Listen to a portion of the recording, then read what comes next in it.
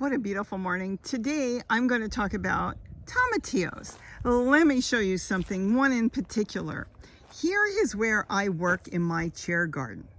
And what I do is I remove soil or I add soil in as I'm doing my work around here. And soil ended up in my simple wheelbarrow. Well, what happened was one single beautiful tomatillo came up, as you can see here, and it's growing so vigorously and so fast, it's unbelievable. Now, I did not plant it there. Obviously, a bird ate one of the tomatillos that it found, probably when they dried out. They had some seeds, and it came out the other end, and it ended up, well, in the soil one way or another. Look how beautiful this plant is, and it is a single plant.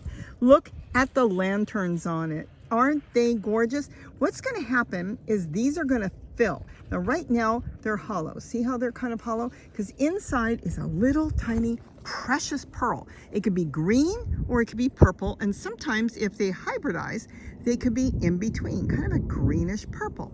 Now, what happens here in Southern California where I live is they come up normally at the end of summer, the plants. You don't see them like tomatoes that are growing all over.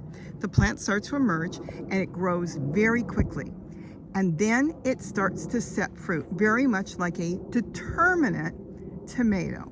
Now, once all these fruit are done and they fill, the plant will die back, and that's usually just before winter when the weather starts to turn cold. It will not live through the winter as some tomatoes can here in Southern California. I find them a very fascinating plant. Now, if I plant them early on in the spring or early on in the summer, a lot of times they won't grow. It's not the time for them to grow here. I have found that they really like when the weather is really hot, and that seems to be more our fall.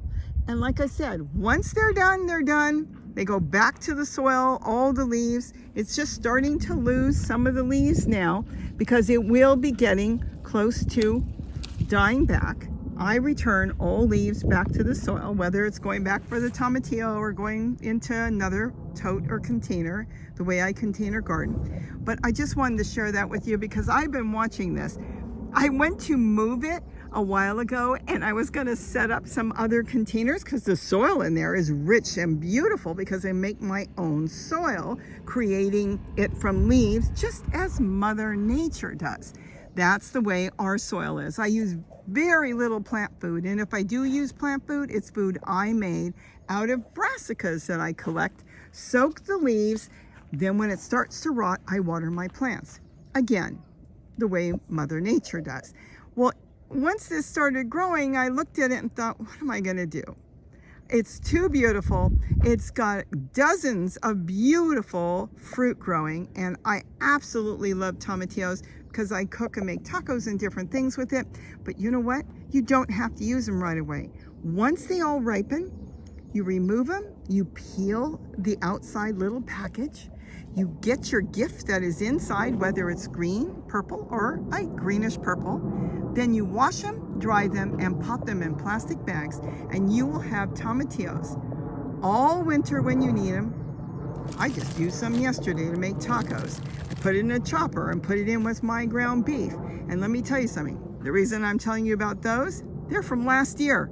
I just fill up a bag, and the more I find around the property, whether it's coming from my truck bed, because sometimes they grow there, I collect them, and then I just freeze them, and I have them when I want.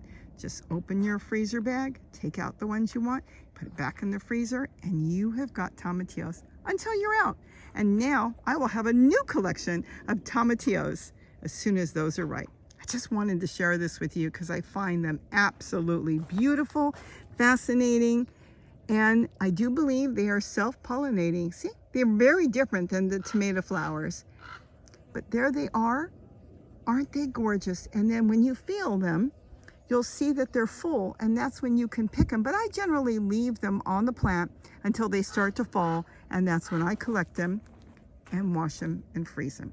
So I hope you enjoyed this little thing on tomatillos. I'm just so jazzed watching this thing grow in a wheelbarrow that I need to use around here, which I will wait, and then I'll have all the little tomatillos I want to freeze. With that, have a wonderful day.